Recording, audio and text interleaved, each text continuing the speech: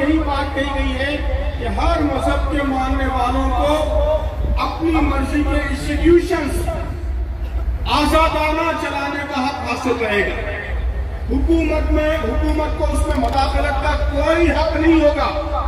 Article 26 पूरा का पूरा इसी मसले के लिए मुख्तस है।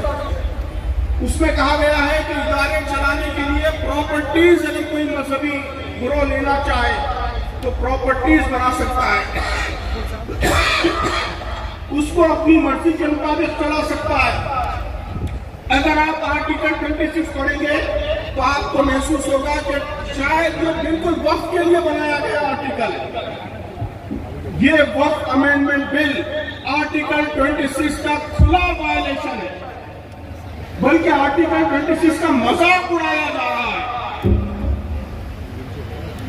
मुसलमानों के मजहबी हुकूक में रास्त मुदाखलत की जा रही है।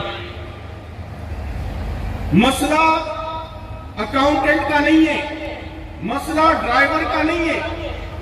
वक्फ बोर्ड में बहुत सारे अकाउंटेंट्स, ड्राइवर्स, लीगल एम्प्लॉइज, गैर मुस्लिम भाई मौजूद हैं।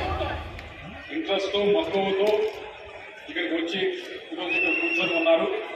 వారు దీని గురించి వినడానికి, దీని గురించి